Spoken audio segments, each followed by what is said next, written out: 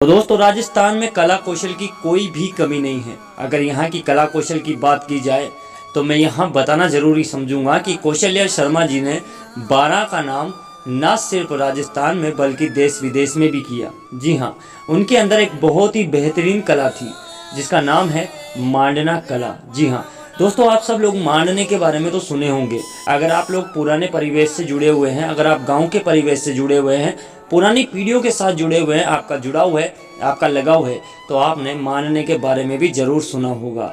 जी हाँ दोस्तों, वैसे तो ये प्रथाएं अभी भी कई जगह गांव में प्रचलित है। शहर में तो कुछ एक जगह आपको देखने के लिए मिल जाएगी, लेकिन कौशल्या शर्मा जी ने अपना पूरा जीवन सिर्फ और सिर्फ इस कला के नाम कर दिया था। तो आइए जानते हैं कौशल्या शर्मा जी के बारे में। श्रीमती कौशल्या देवी का जन्म देवउठनी एकादशी के पुण्य दिवस पर अंग्रेजी कैलेंडर के अनुसार 1 जनवरी 1942 को हुआ। दोस्तों 1942, आप लोग समझ सकते हैं जब देश भी आज़ाद नहीं हुआ था। उनका जन्म कोटा जिले की तहसील लाड़पुरा के अरंडखेड़ा ग्राम में हुआ। उनके पिता श्री प्रभुलाल जी वशिष्ठ एक प्रधानाध्यापक तथा निहायत ही सीधे साधे इंसान थे। उनकी माता श्रीमती कमला देवी वशिष्ठ एक सदगृहिणी थी जिन्हें विभिन्न प्रकार की कलाओं का भी ज्ञान था। श्रीमती कमला देवी वशिष्ठ को अपने परिवार में मांडने बनाने का बहुत शौक था। वह मांडने बनाती जाती थी और उनसे संबंधित गीत भी गाती जाती थी। श्रीमती कौशल्या देवी बचपन से ही अपनी माँ के बनाए जाने वाले इन मांडनों को बहुत ध्यान से देखती थी और उनका सहयोग भी करती थी। उनके द्वारा गाए जाने वाले मांडने से संबंधित गीतों को भी ध्यान से सुनती थी तथा फुर्सत के समय अपनी माँ से प्रत्येक मांडने की अंतर कथाएं भी सुना करती थी। धीरे धीरे वह इस कला में निपुण होती गई और खुद ही अपनी रुचि से मांडने बनाने लगी। वे विभिन्न पर्वों और त्योहारों पर उनसे संबंधित मांडने बनाती, साथ ही उनके गीत भी गाती थी और आसपास बैठी अपनी सहेलियों को उस मांडने की अंतरकथा को विस्तार से समझाती थी। उनका विवाह वराह नगरी, जिसे हम अन्नपूर्णा नगरी के नाम से भी जानते हैं, 12 निवासी श्री भवानी शंकर जी शर्मा से हुआ, जो कि माँ दुर्गा के असीम भक्त थे तथा संतों के प्रति उनकी विशेष निष्ठा थी।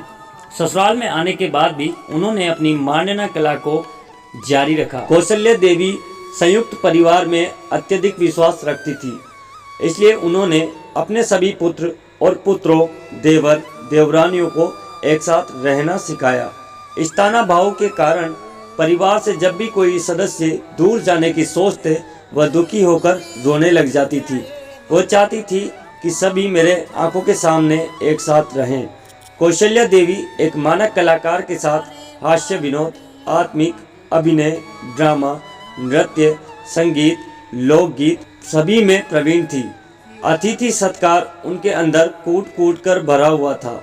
घर में आया हुआ कोई भी व्यक्ति कभी भी बिना खाना खाए नहीं जाता था, न ही जाने दिया जाता था। साधु संतों अतिथियों का आए दिन जमघट लगा रहता था और उन्हें देखकर उन्हें बड़ी प्रसन्नता होती थी। इतने बड़े संयुक्त परिवार को उन्होंने बुलंदियों पर पहुंचा दिया और आज उन्हीं के आशीर्वाद से परिवार में सभी पुत्र और पौत्रवधू IAS, एक पौत्री RAS, IIT, एडवोकेट, 3 डॉक्टर, व्याख्याता, अध्यापक सभी अच्छे पदों स्थानों पर कार्य कर रहे हैं।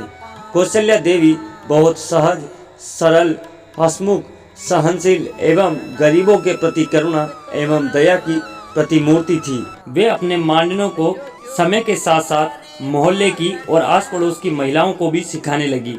इस बीच भारतीय सांस्कृतिक विधि 12 अध्याय के संस्थापक सदस्य अंतर्राष्ट्रीय समन्वय संत श्री सिद्दीकी बाबा की अध्यक्षता में एक बैठक आहूत की गई, जिसमें श्रीमती कौशल्या देवी की मांडना कला पर सदस्यों द्वारा अध्यक्ष महोदय का ध्यान आकृष्ट किया गया। बैठक विचार विमर्श किया गया कि किस तरह उनकी इस मांडना कला को संरक्षित किया जाए।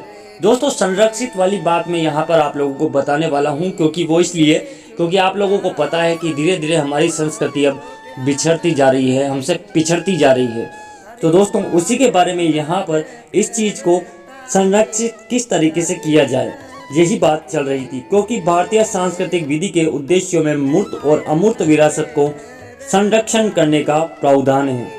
इस नाते अध्यक्ष महोदय ने सुझाव दिया कि श्रीमती कौशल्या देवी को जितने भी मांडने याद है उनको संरक्षित किया जाए।